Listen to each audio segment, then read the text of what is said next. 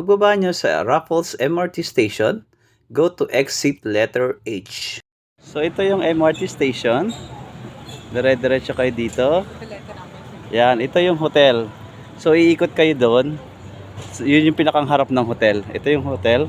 So sa gilid niya, yun yung pinakang front ng Fullerton Hotel. Then across that is the Merlion Park. Ito yung may bank tower. Tapos madadaan nyo to. So pag nakita nyo to, ayan. So dire-diretso lang po kayo. Huwag kayong tatawid dito sa bridge na to. Kasi mapapalayo kayo. So ito yung bridge na sinasabi ko. Napakagandang bridge din naman siya. So pwede nyo explore kung may time kayo. O diba? So ito yung view naman from sa kabilang side ng bridge ka. Didinig mo yung mga huni ng mga uwak. So yun yung mga birds dito. Ayan, napakaganda bridge. O diba? Ang ganda. Puting-puti. So ito yung another bridge. Pag nadaanan niyo to, sigurado malapit na kayo. So tatawid kayo mula dito sa hotel na to, papunta sa kabila. Doon kayo pupunta. Tapos makikita nyo ang Merlion Park na signage na to. So, welcome to Merlion Park! Ayun na sila, nagpipicture-picture. I'm coming! Yes! Nagpipicture.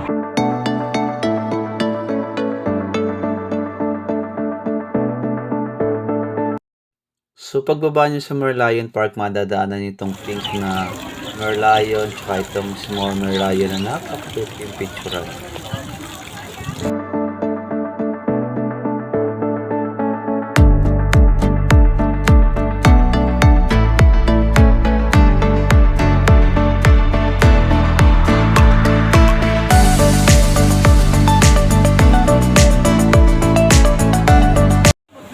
So ito na nga, nasa likod ko ang Merlion.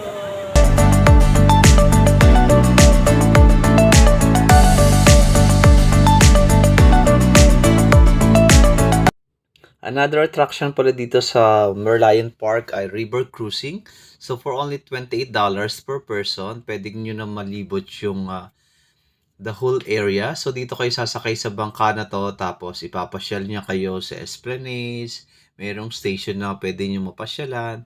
So napakagandang to explore Merlion. We start at Merlion Park, Marina Bay Art Science Museum, Esplanade Theaters, Raffles Landing Side,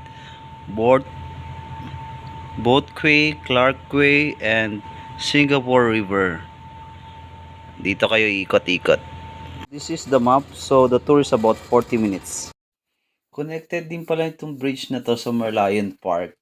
So kung galing kayo sa Esplanade, pwede kayong pumunta sa Merlion Park. Pero mahaba-habang lakaran, kaya mag-ready kayo ng powers.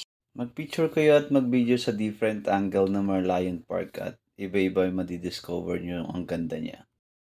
So di nyo na rin po problemahin yung mga kakainan nyo kasi meron din mga fast food dito gaya ng Moss Burger. Yan, Moss Burger.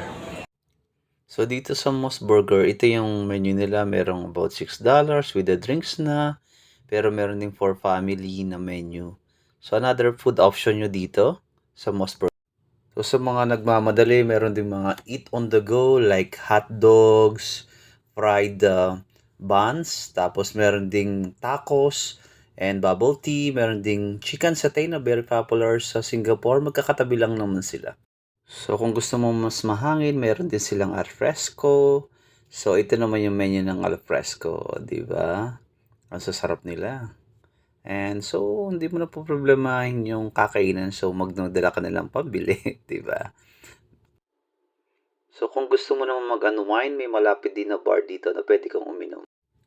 So, ito naman yung mga poses or video na pwede nyo gawin like an illusion. So, kunwari umigib kayo ng tubig sa Merlion Park o init na init kayo, so kailangan nyo uminom ng tubig, o di ba? So, all you have to do is have fun.